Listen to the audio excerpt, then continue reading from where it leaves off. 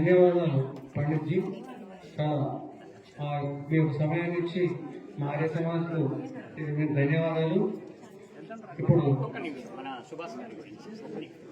చాలా ఇంపార్టెంట్ సుభాష్ రెడ్డి గారు ఇప్పుడు దేవమునిగా చక్కగా వారు అగ్నిమునిగా మరి ఇప్పుడు చూడండి ఆయనను చూసి ప్రేరణ మధ్యలో గుండె పగిలింది, బలహీనమైంది.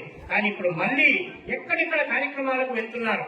రిటైర్మెంట్ అయిన తర్వాత చక్కగా పాపం తహసీల్దార్ గా డిప్యూటీ తహసీల్దార్ ఉన్నప్పుడు ఆయన ఎలా చేశారో డ్యూటీ ఏం చేశారో మనకు అనవసరం. కొందరు అంటారు, మొన్న ఆయన అన్నాడు రెవెన్యూ అంతా నీచమైంది ఏమీ లేదని చెప్పంటే కూడా సార్ నవ్వుతున్నాడు. ఎందుకంటే పాపం దాంట్లో ధర్మాత్మ నుండి పద్ధతిగా చేస్తున్న వాళ్ళు ఎంతమంది ఉన్నారు, మన ధర్మాన్ని ఆచరించడం అనేటటువంటి దాని విషయంలో సుభాష్ రెడ్డి సార్కి ప్రత్యేకంగా ధన్యవాదాలు.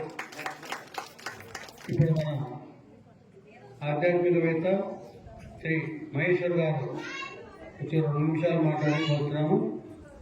సార్కు మైక్ ఇస్తే రేపటి వరకు మాట్లాడరు కానీ స్వామి దయచేసి మన్నించి 2 నిమిషాలే మాట్లాడాలి. ఇంకా ఇద్దరు వక్తలు మాట్లాడేటప్పుడు దయచేసి సమయం ఎక్కువకంటే అందరికీ ఆకలి అవుతుందంటే బాబు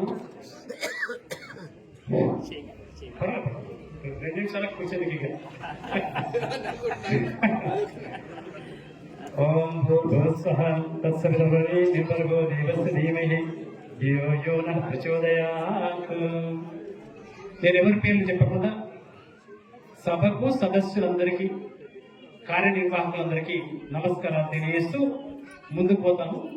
ఒక సెంట్రల్ ఐడియా మీ అందరికి ఇస్తాను. ఎవరు వాళ్ళకి అప్లికబుల్ అయితేనేమో భద్రంగా దాచిపెట్టుకోండి, వ్యతిరేకం అనిపిస్తే కూడా భద్రంగా దాచిపెట్టుకోండి, కామెంట్ చేయొద్దు. ఏమిటి అని అంటే, నేను ఒక ఇంటికి ఒక ఆర్య సమాజిస్ట్ ఇంటికి భోజనానికి నేను వనపడతాను. నేను శిశు మందిరంలో పనిచేస్తున్నా, సంఘ ముఖ్య శిక్షకు నేను పోతే ఆయన ఏమన్నాడు, మీ ఆర్ఎస్ఎస్ వాళ్ళంతా పైన దాకా పెంటలు పట్టుకొని తిరిగేదన్నా ఇంకేమైనా చేసేది ఉందా అన్నాడు. అంటే నేను అనుకున్నా, అంటే నాకు 23 ఏళ్ళు లేవునప్పుడు నేను ప్రధానాచార్యగా పనిచేస్తున్నా, ఇంత అసమగ్రంగా మాట్లాడుతుంది ఏంటి అని నాకు అనిపించింది. అంటే నాకు అర్థమైంది ఏంటంటే, అతను పసిపిల్లవాడు అనుకోవాలి. ఏమీ తెలియని పసిపిల్లవాడు ఏదైనా మాట్లాడతాడు, ఏదైనా మీద వస్తాడు, ఎత్తుకుంటే నా బుచ్చికన్న అడిగి ముద్ర పోస్తాడు. ఇంకా మిగతా చెప్పాల్సిన అవసరం లేదు. ఆయన బుచ్చికన్న లాగా నేను భావించి నేను ఏం అనకుండా చిన్న వయసులో నేను ఏం చేయాలి ఆయన అట్లా అన్నాడు. సరే పర్వాలేదు, సమాజంలో ఈ పరిస్థితి ఉంది కదా అని అనిపించింది నాకు. అనిపించిన తర్వాత నేను మళ్ళీ సంఘ పెద్దలతో ఆలోచన చేసినాను. ఏమండి ఇట్లా ఎక్సర్సైజ్ చేసే పద్ధతులు మనం చూస్తున్నారు, నిజంగా మన పాత్ర ఏమిటి అని చెప్పంటే, ఆయన రామచంద్రయ్య గారైనా ఆర్ఎస్ఎస్ అతనుడే సేవాపురం ప్రాంత ప్రచారం. ఆయనతో నాకు బాగా మహేష్ నీవు అన్ని కొత్త పట్టుకొస్తావు అన్నాడు. అంటే నాకంటే పరిశోధన ఆలోచనలు. అయితే అప్పుడు ఏం చేసిందంటే ఒక గీత గీసిండు. గీసి ఇగో ఆర్య సమాజం ఇక్కడ ఉంది, ఈడ ఏది ఇంకా ఏమైనా అద్వైత సిద్ధాంతం, ద్వైత సిద్ధాంతం, విశిష్ట అద్వైత సిద్ధాంతం, ఆ తర్వాత పూజలు చేసేటువంటి వ్యవస్థ, ఇవన్నీ కూడా హిందుత్వంలో భాగమే. దీనంతా కలిపి సనాతనం అన్నాడు. సనాతనం ఏంటంటే ఓనాడు ఉన్నది కాదు, ఓనాడు లేది కాదు, ఎప్పటికీ ఉండేది. అది చచ్చిపోతుందంటే సాగులేదు. ఒక ఆయన అన్నాడు, తమిళనాడులో ఉప ముఖ్యమంత్రి, నేను చంపేస్తా సనాతన ధర్మాన్ని అన్నాడు. మనిషిని చంపేదానికోసం కదా ధర్మాన్ని గుర్తు చెప్పండి. అందుకని ధర్మ విషయంలో మనం ఆలోచించాల్సిందంటే, ఆయన ఇప్పుడు ఒక ఉదాహరణ చెప్పిండు నాకు. అన్ని గీసి మనం ఆర్ఎస్ఎస్తో ఏడుతాం సార్ అని అడిగాడు. మనది ఏంటి పాత్ర అంటే, మనది ఆధిపత్యం చెలాయించే పాత్ర కాదండి. మీకు ఒక మాట నేను బాగా ధ్యాస పెట్టుకొని చెప్తున్నా, అది బయట చెప్పేది కాదు. మోడీ ప్రధానమంత్రి అయితే ఎవరు చేస్తారో తెలిసిన ప్రధానమంత్రిని అక్కడ ఉండే ఎంపీలు కాదు, మీరు తెలుసుకోండి. కాదు, ఎవరు చేస్తారు తెలుసా? ఆర్ఎస్ఎస్ అధినేత చేస్తాడు. పిలుచుకొని చెప్తాడు, మోడీని ప్రధానమంత్రి చేయండి అంటే చేయాల్సిందే. అనేది క్వశ్చన్. అంటే హిందూ సంఘటిత శక్తికి ఆధారమైనటువంటి సంఘం అట్లా పనిచేస్తుంది. అందుకని ఇది తెలియక ఏదైనా మాట్లాడితే కూడా అది కరెక్ట్ కాదు. మనకు తల్లి తండ్రి అంతా కూడా సంఘమే.